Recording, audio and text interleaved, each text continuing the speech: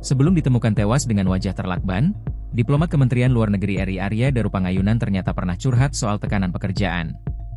Curahan hati itu pernah ditulis Arya Daru Pangayunan 4 tahun lalu, tepatnya di tahun 2021, seperti dimuat Tribun Medan pada Kamis, 10 Juli 2025. Arya Daru menceritakan bagaimana beratnya bekerja di Kementerian Luar Negeri hingga harus berjauhan dengan istri dan keluarga.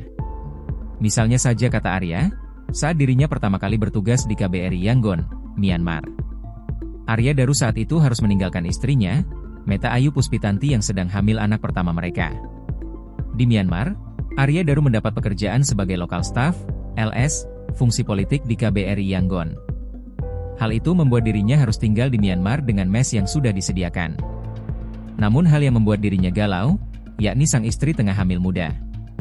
Ketika mengabari Pita bahwa saya mengambil pekerjaan sebagai LS di Myanmar, sempat muncul kegalauan. Kebetulan Pita sedang hamil muda, dan dari informasi yang diberikan Pak Totok, fasilitas kesehatan di Myanmar tidak sebaik di Indonesia, tulis Arya Daru. Dengan berat hati, Arya Daru pun harus meninggalkan sang istri untuk tinggal di rumah mertuanya, di Jogja. Karenanya, kami memutuskan untuk hidup terpisah, tulis Arya Daru lagi. Arya Daru pun akhirnya berangkat ke Yangon pada tanggal 6 Juni 2011. Meninggalkan istri saya yang tengah hamil di Jogja bersama mertua saya. Ini merupakan keputusan yang cukup berat, namun harus dijalankan, katanya. Meski bekerja di luar negeri, namun pekerjaan Arya Daru di sana sangat sederhana. Bahkan untuk sekelas lulusan Universitas Gadjah Mada, UGM, pekerjaannya sangat simpel. Dalam bekerja, walaupun lulusan S1 dari perguruan tinggi ternama, sebagai LS kita harus menurunkan ekspektasi. Pekerjaan sebagai LS tidaklah glamor. Kita harus ikhlas jika seringkali diminta melakukan pekerjaan yang menurut kita ecek-ecek, seperti sekedar fotokopi, mengantarkan dokumen, dan clipping koran, tulisnya. Namun bekerja di Yangon nyatanya telah mengubah hidup Arya Daru menjadi lebih stabil. Selama 2,5 tahun hidup sebagai LS di Myanmar, Arya merasa cukup makmur dari segi finansial. Saya sangat beruntung dibandingkan LS yang bekerja di perwakilan RI di negara lain, karena di Myanmar saya tidak harus membayar untuk tempat tinggal karena statusnya milik KBRI.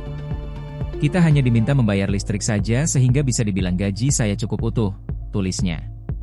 Untuk biaya hidup sehari-hari, Arya Daru mengandalkan uang lembur. Bahkan kehidupannya selama di Yangon juga cukup nyaman dan bisa membeli tahan di kampung halamannya. Selama tinggal di Yangon, saya bisa punya mobil, home theater di kamar, telepon genggam yang cukup high-end pada masanya, dan hal-hal lain yang menurut saya cukup istimewa. Bahkan saya bisa menabung untuk membeli tanah di Jogja, tulis dia. Namun saat dia tinggal di Yangon, istrinya melahirkan anak pertama mereka di Indonesia. Apalagi proses kelahiran anak pertama mereka cukup sulit. Karena komplikasi kehamilan, dari bulan ke-6 kehamilannya, Pita harus berdres di rumah sakit. Cukup sedih rasanya tidak dapat menemani Pita yang sedang berjuang mempertahankan hidup seorang malaikat yang ada di perutnya.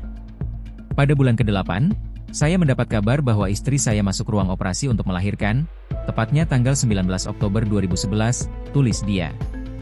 Arya Daru pun meminta izin kepada Dubes untuk pulang ke Jogja, namun saat itu izin tidak langsung diberikan.